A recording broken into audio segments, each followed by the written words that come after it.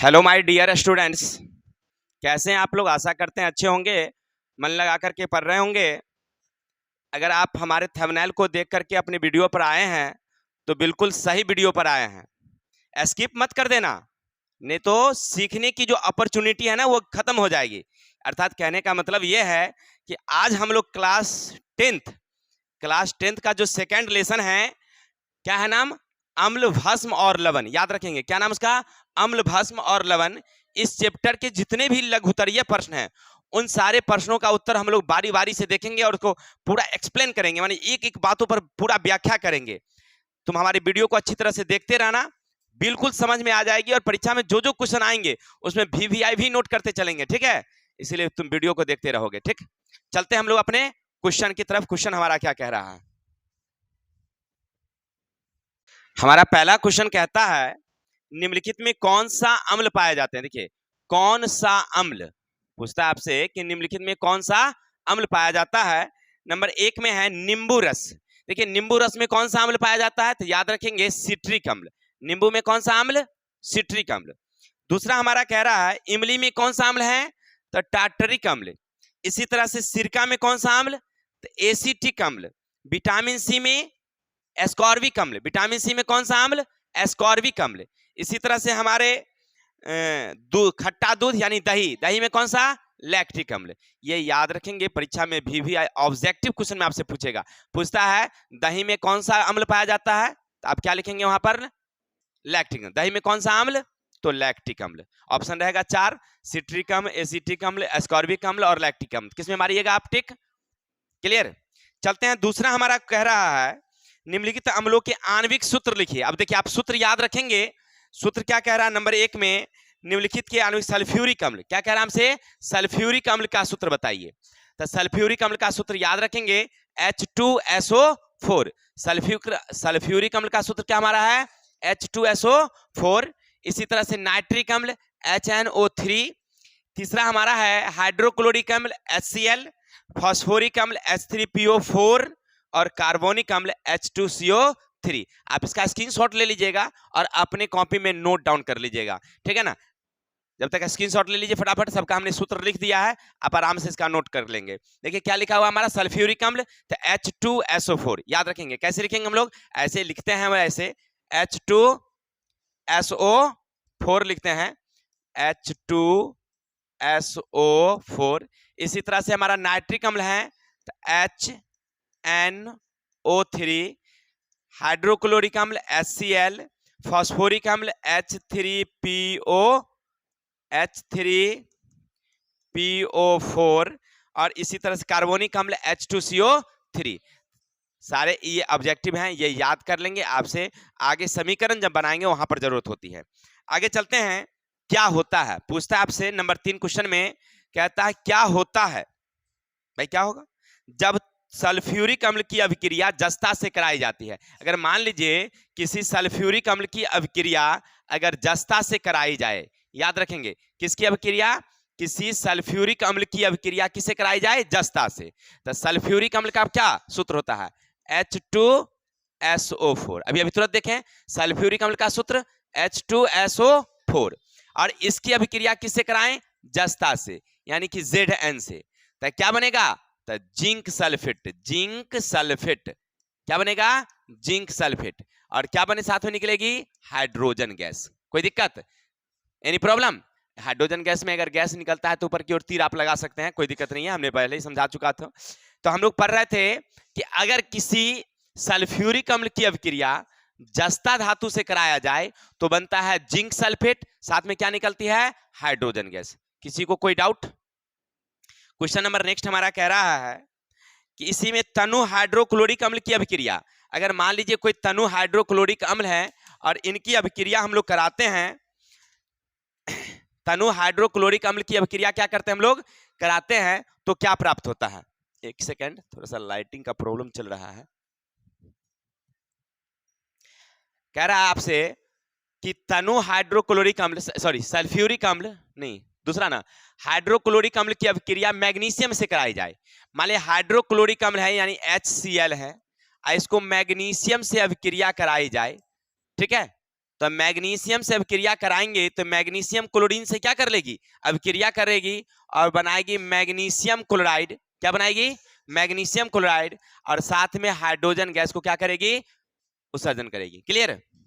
ठीक इसी तरह से सल्फ्यूरिक अम्ल की अभिक्रिया, सल्फ्यूरिक अम्ल यानी H2SO4 की अभिक्रिया किससे कराया जाए, एल्युमिनियम से।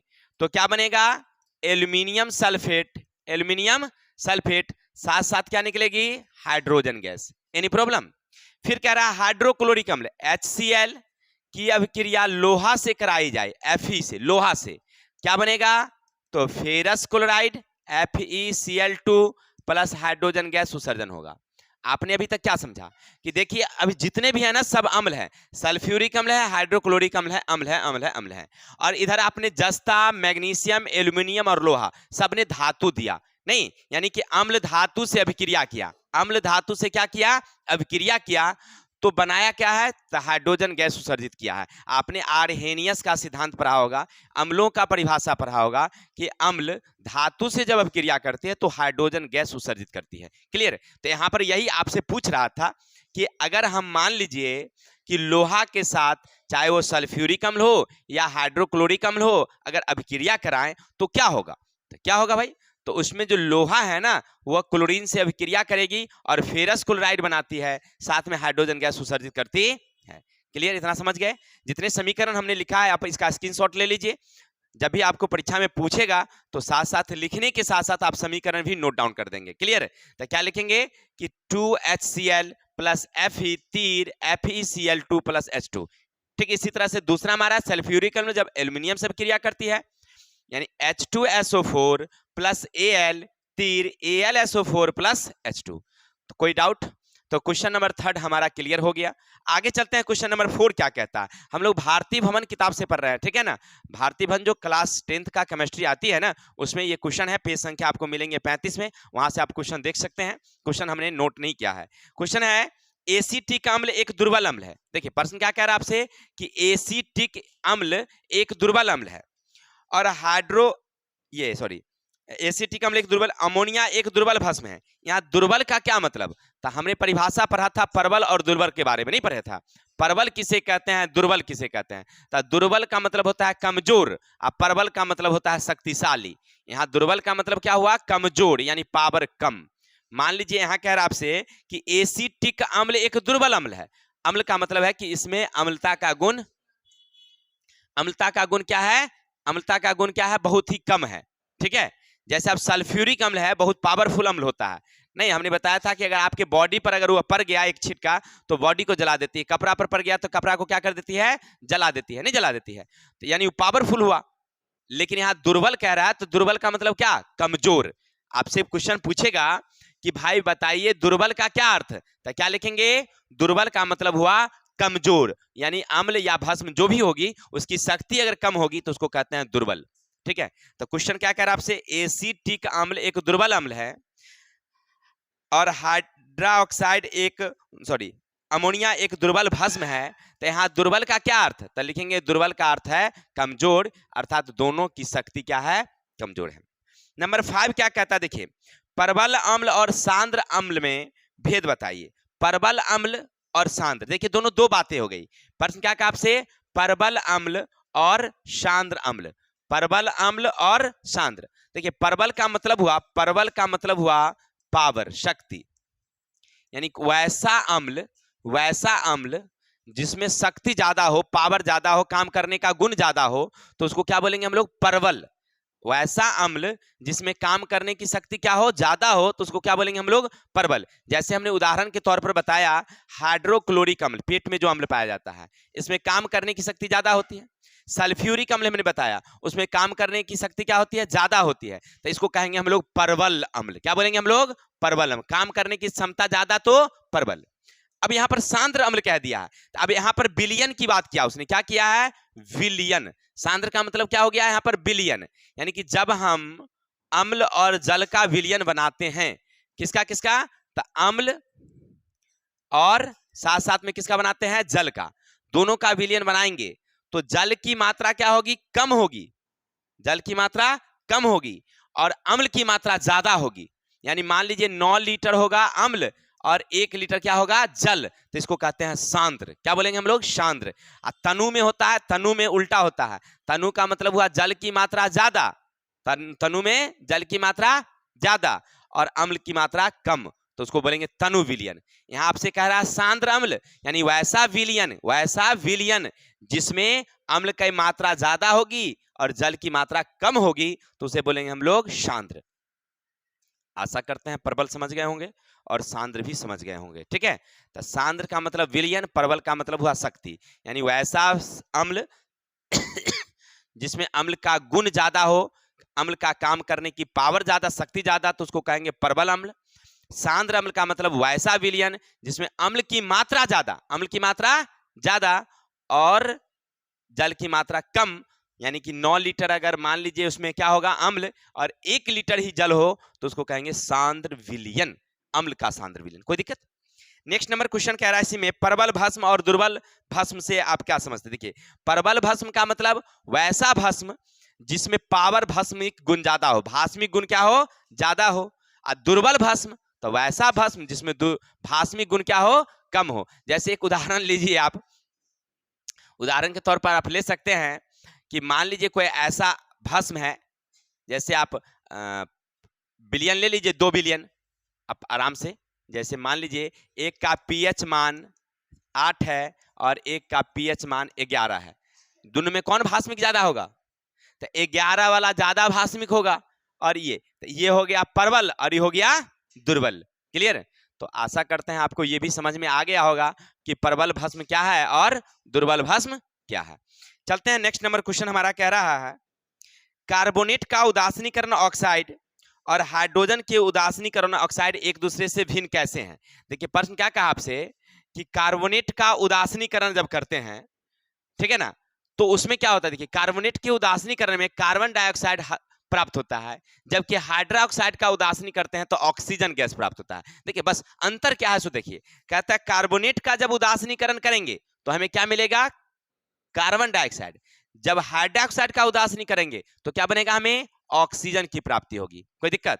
तो आप अंतर समझ रहे हैं ना? अंतर यहां पूछ रहा है आपसे कि ए भाई, क्या कह रहा है? ए भाई बताओ, कार्बोनेट का उदासीनीकरण करेंगे तो क्या मिलेगा? तो कार्बन डाइऑक्साइड। लेकिन वहीं जबकि हाइड्रोक्साइड का उदासीनीकरण करेंगे तो क्या हमें मिलेगा? ऑक्सीजन की गैस की प्राप्ति होती है। अर्थात दोनों में ये कुछ मूल अंतर हैं दोनों में। चलते हैं आगे। पीएच प्रतीक, पी और एच का क्या मतलब? पीएच स्केल क्या सूचित करता है? हमने पहले भी आपको बताया था, पीएच स्केल के बारे में नहीं बताया था कि पी का मतलब होता है पोटेंज, ये एक, इसका अर्थ क्या होता है? शक्ति, पावर। यानी कोई भी विलयन लीजिए और उसमें कितना पोटेंज है, यानी कितनी पावर है। किसकी पावर? तो हाइड्रोजन आयन की, हाइड्रोजन आयन की कितनी पावर है, कितनी शक्ति है, इसे कहते हैं हम लोग, इसे क्या बोलते हैं हम लोग? पीएच कहते हैं। क्या बोलते हैं? पीएच कहते हैं। पीएच स्केल, किसी विलयन में हाइड्रोजन आयन की सांद्रता को बताने वाली संकेत को पीएच कहते हैं। क्लियर? जैसे हमारे पेट में कितना कितना हाइड्रोजन आयन है, ये बताता है कौन? PH scale. हमारे दांतों में कितना पीएच स्केल है, नहीं, यानी पोटेंज कितना हाइड्रोजन है, ये कौन बताता है? PH scale. क्लियर?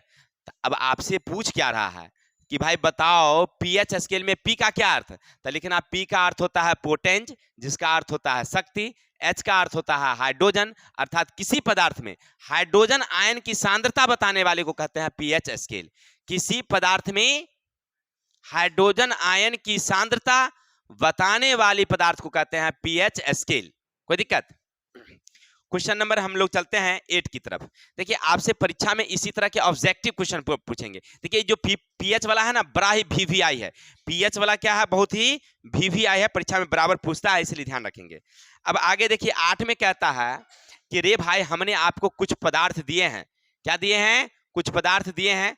अब उनमें सबका पीएच मान भी दिया है। देखो कहा कि देखो ए हमने एक पदार्थ दिया, बी आपको दिए, सी दिए, डी दिए और ई दिए, 4 पदार्थ दिए। अब इसका पीएच मान कितना है देखो, तो हमने पीएच मान भी दे रखा है तुम्हें। पीएच मान ए वाला का हमने दिया है 3, बी वाला का कितना दिया हमने 1, सी वाला का कितना दिया हमने 12, डी वाला का कितना दिया हमने 7 और ई वाला का कितना दिया 9। क्लियर? अब सीधी सीधी बात समझिए, आपसे कह रहा है उदासीन विलयन।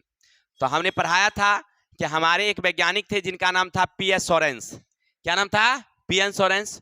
उन्होंने क्या किया था, एक से लिखना शुरू किया, 1 2 3 4 5 6 7 8 9 10 11 12 13 14।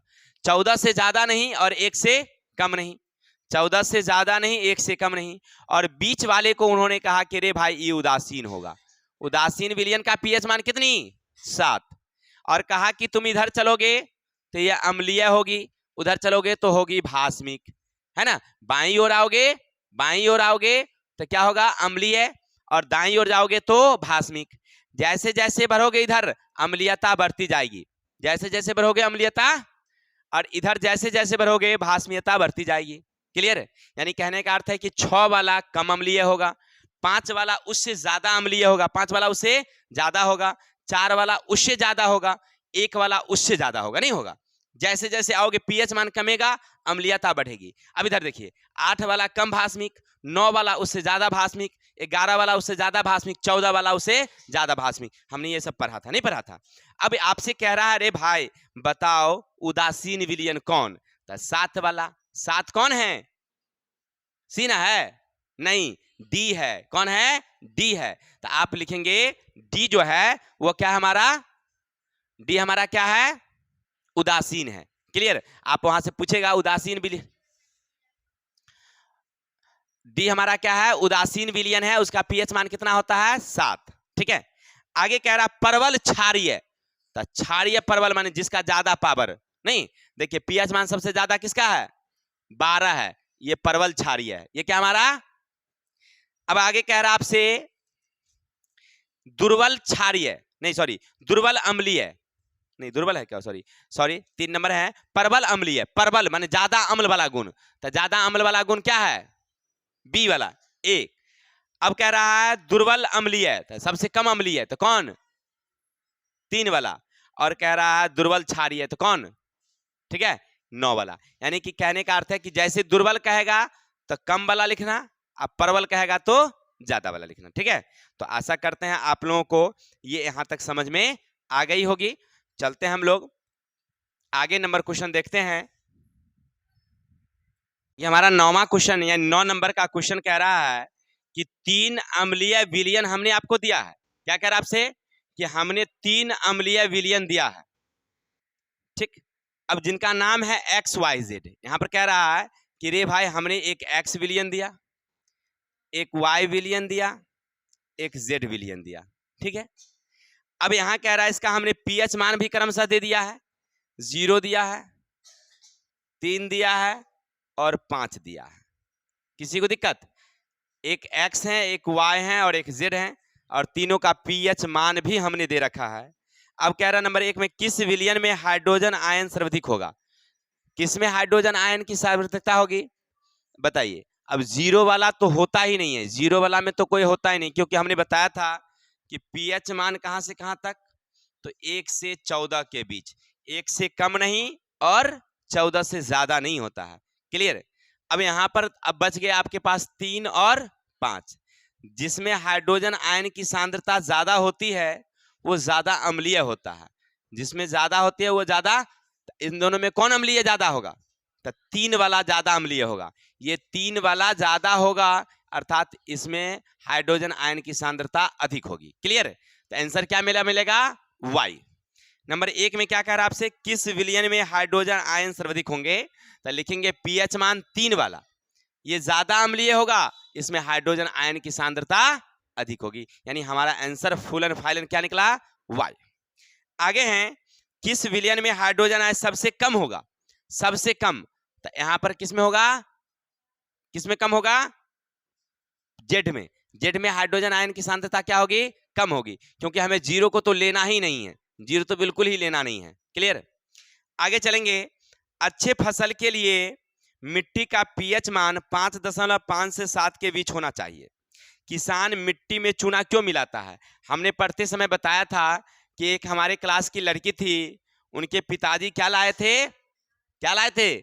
चूना बाजार से खरीद करके 2 बोरा ले आए, ना ले आए। वो खाना उना खाए, साइकिल पर लादे और ले गए कहाँ? उस चौर में खेत की तरफ चले गए। ये दौड़ी दौड़ी पीछे पीछे गई और देखी कि अरे भाई हमारे पिताजी तो ये खेत में चूना को फेंक रहे हैं, उल्टा पलटा कर रहे हैं। नहीं, इसको समझ में नहीं आया। ये आए हमसे पूछने के लिए कि सर आप बताइए, आप तो पढ़ाते उड़ाते हैं तो आपको तो जानकारी होगा ही। तो हमने बताया कि देखो भाई, होता क्या है कि अभी तुम्हारे खेत की मिट्टी का पीएच मान जो है ना, वो कितना हो गया होगा? या तो 3 हो गया होगा, या 4 हो गया होगा, या 5, या 2 भी हो सकता है। नहीं, यानी पीएच मान कम गया है, यानी अम्लीय हो गया। मिट्टी का पीएच मान कम गया यानी क्या हो गया? वो अम्लीय हो गया। अब ना उसमें फसल लगाने से वह फसल अंकुरित नहीं हो रहा होगा, उत्पादन अच्छी नहीं हो रही होगी। तो अगर उसमें चूना मिलाएंगे, क्या मिलाएंगे? चूना मिलाएंगे। चूना एक प्रकार का होता है भास्मिक पदार्थ। चूना क्या होता है? एक प्रकार का भास्मिक पदार्थ। जैसे ही मिलाएंगे तो अम्ल और भस्म क्रिया कर लेगी।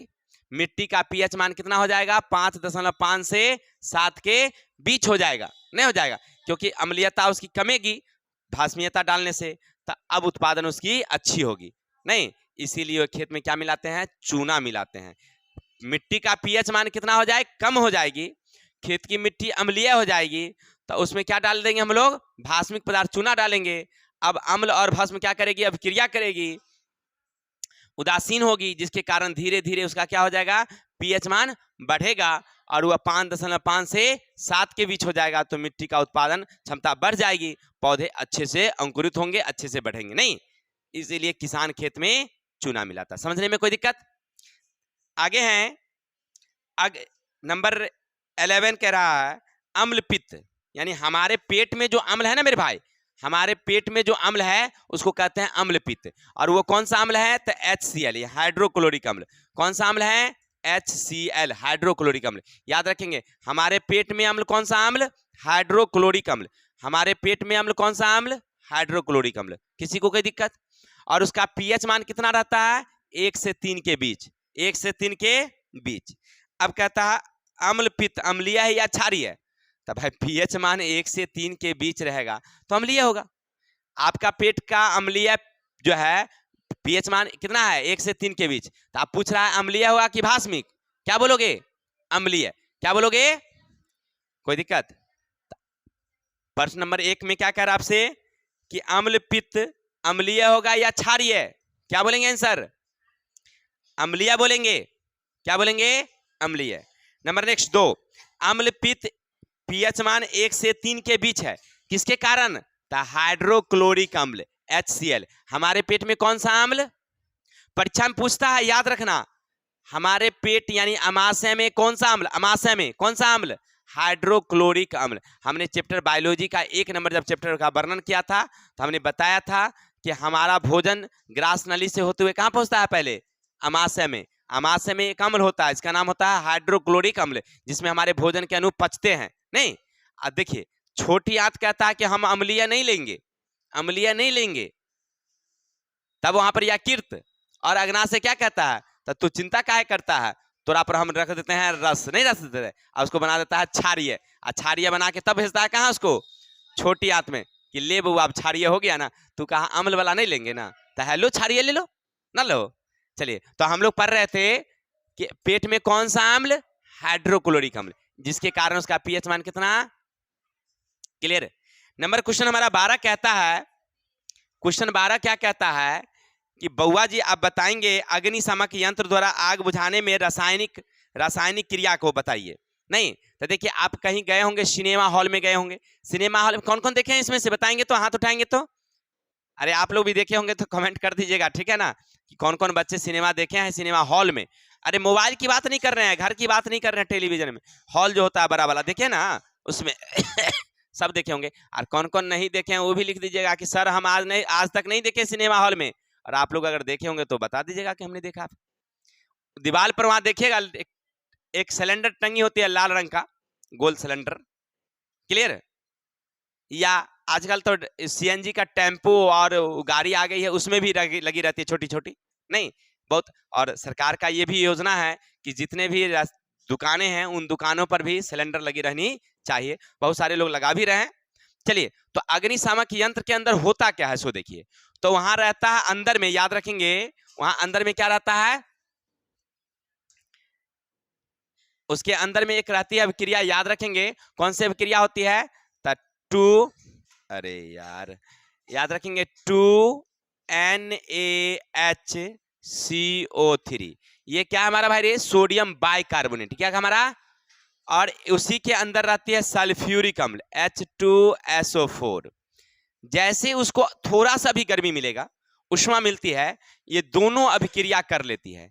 अभिक्रिया करके बनाती क्या है, तब बनाती है Na2SO4, सोडियम सल्फेट। क्या बनाती है, सोडियम सल्फेट।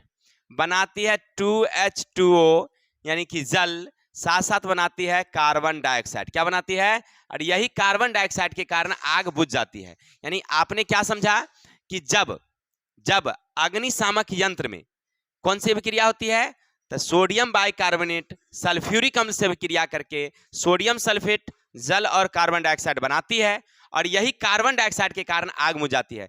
आपके परीक्षा के लिए बड़ी ही VVI है, याद रखेंगे क्या हमारा VVI है। आप समीकरण वहां देख ही रहे हैं, आपसे परीक्षा में पूछता है तो याद रखिएगा, परीक्षा में पूछेगा, क्या पूछेगा आपसे कि अग्निशामक यंत्र में होने वाले रासायनिक अभिक्रिया को समझाइए, ये समीकरण लिखिए। तो क्या लिखेंगे, लिखेंगे अग्निशामक यंत्र के भीतर सोडियम बाइकार्बोनेट और सल्फ्यूरिक अम्ल होती है, दोनों अभिक्रिया करती है, बनाती है सोडियम सल्फेट जल और कार्बन डाइऑक्साइड। यही कार्बन डाइऑक्साइड के कारण आग बुझ जाती है। जैसे गैस बाहर निकलती है ना, तो आग क्या हो जाती है, बुझ जाती है। अर्थात आग बुझाने में हम लोग अग्निशामक यंत्र का उपयोग करते हैं। किसी को दिक्कत, अगर आप देख रहे हैं तो हमारे वीडियो से, तो आप स्क्रीनशॉट ले लेंगे, सामने समीकरण लिखी हुई है। बाकी देखते हैं हम लोग आगे क्वेश्चन नंबर 13। क्वेश्चन नंबर हमारा 13 क्या कहता है उसको देखते हैं पहले। तो हम लोग क्वेश्चन 13 देख रहे थे, कह रहा है कि आपसे क्वेश्चन नंबर 13 में उत्फूलन से आप क्या समझते हैं। उत्फूलन समझ रहे हैं, अरे जल के अणु को जब त्यागता है ना, तो उसको कहते हैं हम लोग उत्फूलन। माने कोई ऐसा यौगिक लीजिए, उसको वायुमंडल में छोड़ दीजिए, और वायु से अभिक्रिया करके और जल के अणु को क्या कर देगा, त्याग देगा, यानी क्रिस्टली रूप ले लेगा, क्रिस्टली, सूखा, सुखल समझिए, तो उसको क्या बोलेंगे हम लोग, क्या बोलेंगे, उत्फूलन कहेंगे। मान लीजिए, मान लीजिए ऐसे समझिए कि अगर चीनी को आप धूप में रख दीजिएगा तो चीनी और गीला हो जाएगी, वो जल के अणु को त्यागे नहीं, वो क्या हो जाएगी और गीला हो जाएगी, तो उसको क्या बोलेंगे हम लोग, उत्फूलन नहीं कहेंगे। लेकिन सोडियम कार्बोनेट, सोडियम कार्बोनेट जिसको आप धोवन सोडा कहते हैं, नहीं कहते हैं, उसको आप क्या करेंगे, थोड़ा सा धूप में छोड़ दीजिए ना, तो देखिएगा, 8 रुपये दो, धूप में छोड़ दो, धूप में जैसे छोड़ोगे तो उसका जल उसके अंदर जो है, उसके कणों के बीच में जो जल छिपी हुई है, धीरे धीरे वाष्पित होकर के उड़ जाएगी और क्रिस्टली हो जाएगी। इसको क्या कहेंगे हम लोग, उत्फूलन। यानी कि जल के अणु त्यागने वाले जलयोजित लवण को क्या कहते हैं हम लोग, उत्फूलन। इसका उदाहरण है Na2CO3, यानी इसको कहते हैं सोडियम कार्बोनेट। क्या बोलेंगे हम लोग, सोडियम कार्बोनेट, सोडियम कार्बोनेट। इसका सूत्र क्या है भाई, Na2CO3 इंटू 10H2O होता है। अगर इसको धूप में छोड़ दोगे, ताप दोगे, तो ये क्या हो जाएगी, Na2CO3 इंटू 1H2O, H2O, और प्लस ये 9H2O, ये 9H2O क्या हो जाएगी, समाप्त हो जाएगी। इसीलिए अब जिसमें जल की जो मात्रा थी वो धीरे धीरे क्या हो गई, खत्म हो गई। इसी को कहते हैं उत्फूलन या क्रिस्टली। ठीक है, आगे हैं, किसी यौगिक में हाइड्रोजन आयन की सांद्रता, देखिए एक कह रहा है आपसे क्वेश्चन में कि एक हाइड्रोजन आयन है जिसकी सांद्रता कितनी है, 10 के पावर -5।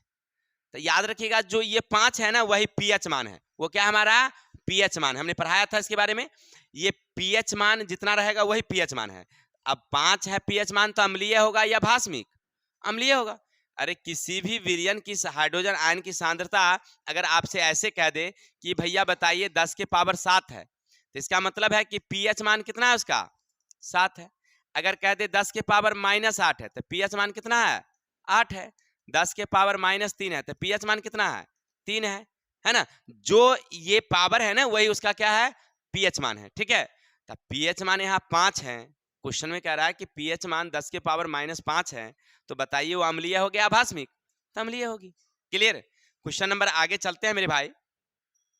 क्वेश्चन पैरा 15 में इसकी कार्य लिखिए। तो हमने जितने भी लवण बताए थे, जिनमें हमने बताया था sodium chloride, sodium hydroxide, sodium bicarbonate, sodium carbonate, फिर विरंजक चूर्ण, प्लास्टर ऑफ पेरिस, बारी बारी से हमने सबको बनाने के तरीके और सबका उपयोग भी हमने बताया था।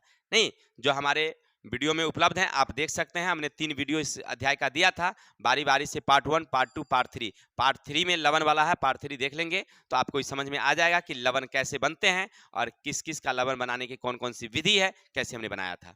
चलते हैं, अब आपसे पूछता है उपयोग। क्या पूछ रहा है आपसे कि उपयोग। तब बताइए भाई सोडियम कार्बोनेट का उपयोग कहाँ। तो सोडियम कार्बोनेट का उपयोग कपड़ा की धुलाई में होती है, यानी डिटर्जेंट पाउडर बनाने में या कपड़ा के जो साबुन होता है उसके बनाने में किसका उपयोग, सोडियम कार्बोनेट का।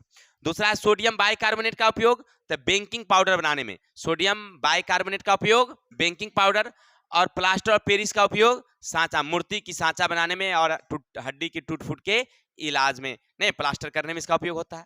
तो ये उपयोग याद रखेंगे।